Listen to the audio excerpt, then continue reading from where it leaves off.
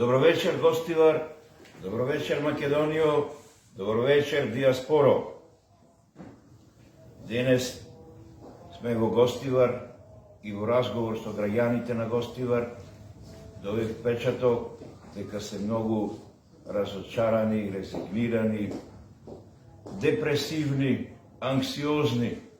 Постои голема апатија меѓу народот, не само во Гостивар, туку и меѓу целиот народ во Македонија. Локомотивата демократи оди напред. Таа локомотива е движење, односно движечка сила, која ќе ги повлечи сите прогресивни сили во Македонија, без разлика на вера, боја, националност, пол, идеологија. Ние сме тука и за двајца да зборуваме. Денес ќе видиме двајца, утре ќе видиме 200, задутре 200.000. Немојте да се плашите, бидејќи не можеме да ги победиме криминалците. Нас ни предстои политичка револуција, духовна револуција, но ако треба ни одиме до крај и до физичка револуција. Не може ова вака да остане. Ние доаѓаме во името на правдата и во името на вистината. Ние доаѓаме во името на Бога. Времето за предупредување на криминалците, да го остават криминалот, да не остават да живееме како луѓе, бидејќи ние сме човечки битја, кои имаме право на живот, бидејќи животот го дава Бог и денешната наука го објаснува на начин како доаѓа до зачнување на еден живот, со вдахнување на Божиот дух. И ние имаме право да го браниме својот живот, бидејќи нашето тело е храм на Божиот дух, храм на Светиот дух, и имаме право ние да се бориме против неправдата, против лагата, против смртта и робството. Ние сме во окупација, во терор и во апартхејд, кој се одразува на национален план, на партиски план и на класен план. Значи, ние сме како народ пикнати в ќоши, меѓутоа силата е во народот, не е во стотина криминалци, не е ни во 1000 криминалци, кои го држат целиот систем. Тоа е систем на управување од медиуми, од политички партии, од институции, од судство, од полиција, од се и се што. Моментално окупацијата ја вршат СДС, ДУИ и ДПМН. СДС на почетокот на плурализмот 4 години владееше без опозиција и направи масакр. 80% од приватизацијата и така наречена транзиција беше во нивни раце. Процесот на приватизација кој е применет во Македонија го изучуваат во средноекономските училишта по светот како криминален начин на приватизација. Тој први беше пробан во Русија, односно бившиот Советски сојуз, во Полска, Чешка, Словенија, но беше отфрлен после 6 месеци. Тој беше принцип на ваучери, по кој секој граѓанин има право дел од државниот капитал да има во своја собственост. Меѓутоа, Југославија беше една специфична држава, која немаше државна собственост, туку имаше општествена собственост. Се припаѓаше на народот на Југославија. Државната собственост предпоставува дека се припаѓа на државата. Тоа беше специфично за државите од источниот блок, социјалистичките држави од така наречениот социјален реализам. Кај нас не го ведоа референдум, односно не го прашаја народот дали нивниот имот може да преди во рацете на државата. А тие го зедоја, го криминално го присвоија. И на тој начин еден имот, еден рудник го сведаа на богатство од само 1 евро, за да после може да го купи некој собственик и да го издава и да управува со него. Значи, Криминалната приватизација почна со СДС во првите 4 години. Кога беа опозиција ДПМН, тие рекоа дека ќе ревидират приватизацијата и се она што е криминално ќе го вратат на народот, а криминалците ќе ги затворат. Но тоа не се случи. Војводата Татаро Јаничар, кој се правеше голем патриот, сега е со богатство поголем од најбогатиот надвојвода во Европа. Предавствата продолжија. Членови од СДС се префрлија во ДПМН и ја растурија идеологијата на ДПМН, така да сега нема никаква разлика меѓу СДС и ДПМН. Тие настапуваат ортачки. Колку едната партија владее, толку и другата. Тука во игра е влезена и ДУИ, која владее 22 години. Македонија стана приватна собственост на ДУИ. Се што беше собственост на Орце Камчев и на Мијалков сега преминува во рацете на непотистичките членови од фамилиите на раководството на ДУИ. Ние мораме да се соочиме со еден систем кој не уништува, кој направи уништено здравство, уништено образование, уништена економија, уништен политички систем. Еве, сведоци сме како пензионерите се борат за минимална пензија. Ние, кога би биле власт, кога би ги укинале сите криминали, сите агенции, во кои има директори, кои имат своји коли и шофери, тогаш би имало доволно пензија минимална за пензионерите од 500 евра. Оние кои имат пун стаж, 40 години, или оние кои завршиле факултет, ќе имат по уште 150, односно 300 евра плюс од минималната пензија. А народот би имал 1000 евра плата. Тоа можеме да го направиме. На овие злосторници, криминалци и сатанисти не го дозволуваат тоа. Нас не ни е потребно второ антифашистичко собрание. Нас ни треба антисатанистичко собрание. Бидејќи тие сакат се да уништат, да не уништат нас и само тие да живеат. Мислат дека ќе воведат роботика и дека преку роботиката нивниот свет ќе остани само за нив. Но никој не станал стопан газда на земјата. Нито Александар Македонски однесе нешто во гробот. Сите сме ние тука привремено, гости, патници, наемници сме. И ние треба да користиме она колку што ни е потребно. За идеологијата на марксизмот се зборуваше. Работи колку што можеш, земе колку што ти треба. Еден човек не може да работи повеќе од 10 луѓе.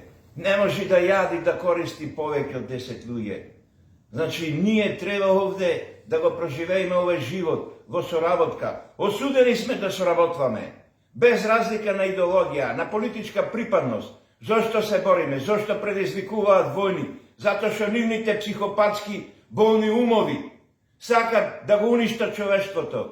Ние сме на прагот да бидеме уништени, поготово во Македонија.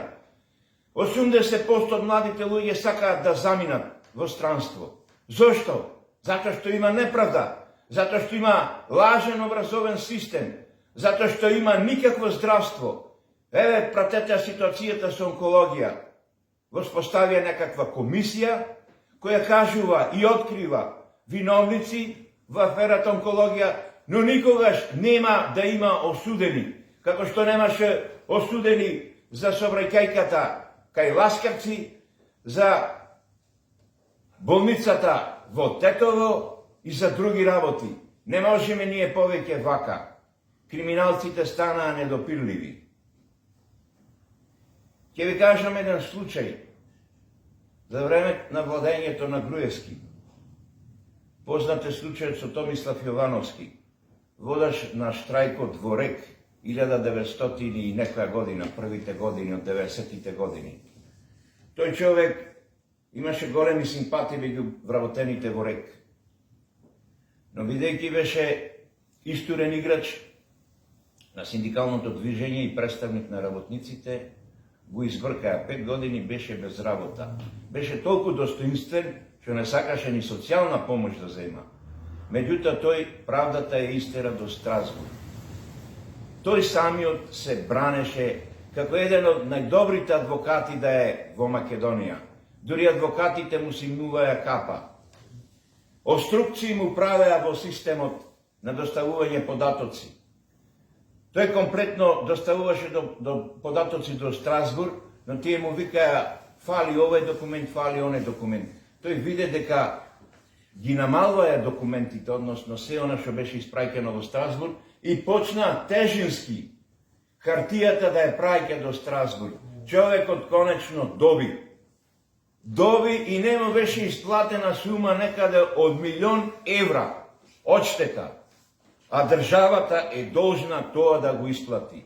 Се поставува прашањето, зошто на некои кои биле во притвор неправедно Македонија им исплаќа одштета, а на Томислав Јовановски не му исплатија. Ова е тема за истражувачко новинарство во Македонија. Ете каде е криминалот. Го спомнуваат Груевски дека бил голем реформатор, дека градел патишта, дека ги зголемил пензиите, а што така кога правниот систем на Македонија не го почитува, не го исплати на Томислав Јовановски тоа што му следеше. Човекот ојде во пензија и почина, не е моментално меѓу живите. Груевски градеше споменици на мртви луѓе, а живите луѓе не ги гледаше. До кога вака? До кога ние ќе пратиме оваа ситуација? Фронтот за спас на Македонија ги повикува сите прогресивни луѓе, синдикати, здруженија, политички партии, поединци, да дојдат да ни се приклучат, да можеме да ја водиме борбата, бидејќи јас сум сигурен дека ќе победиме. Демократи бара една изборна единица, отворен систем на гласање, со еднаков пристап во медиумите, со еднакво финансирање во изборниот процес, со контрола во секое време на избирачкото место, без оние паравани преку кој, зад кој, односно, вадат веќе заокружени ливчина. Методата бугарски воз да престане, контрола на изборниот процес. Но за жал, ние гледаме дека нема експертска влада кој ќе ги организира овие избори за април или почетокот на мај. И ние не се надеваме дека ќе победиме, бидејќи криминалците така лесно не ја дават власта. Но ние сме движење кое продолжува да се бори и нема да престане додека не бидат затворени криминалците. Затоа ве повикувам сите вас да дојдите, да ни се приклучите во борбата, во уништувањето на Македонија која тие го прават против тие криминалци, тие психопати, тие ненормални луѓе, ајвани и не знам како друго да ги наречам, бидејќи револтот кај народот е толку голем што немаат волја ни да се борат. Ние мора ова да го продолжиме до крај. Ланската година беше внесено отпад од 80 милиони тони за горење од Европската Унија. Дополнителен отпад од 10.000 тони беше донесен од Бугарија и од Албанија. Затоа онкологија е полна, полни си ходниците на болни, затоа умираат. Ние сме најболната нација од загаден воздух. Се гори секаков отпад, штетен отпад, дури се горат моторни масла. Дали некој ова го контролира? Парите одат во буџетот или одат во приватни раце? Затоа се јавуваат супербогаташи кои откупват цели згради, кои откупват цели површини во Македонија. Утре да ги пополнат со фотоволтаици. Ние сме тоа нефункционална држава, некреативно општество, во кое креативците ги избркавме по странските држави, бидејќи единичари, тиквари, уличари ја водат оваа држава и послушни се на криминалците. Ние мора да расчистиме со нив, милом или силом. Нема враќање назад, нема отстапка. Ке ви кажам, еден пример од Стариот Завет, во генеалогијата на Исус Христос, значи од Адам и Ева до Исус Христос, некаде во средината на родословот, постои еден Јавис. Денес македонецот изгледа на тој Јавис. Јавис зборот значи роден во болка. Тој знаеше дека е роден во болка и дека му е тешко и се помоли на Господа. Тоа е најпознатата молитва во Стариот Завет, а во Новиот Завет е Оче наш. Кога таа молитва се применуваше пред 20-30 години во Америка, Америка имаше голем благослов.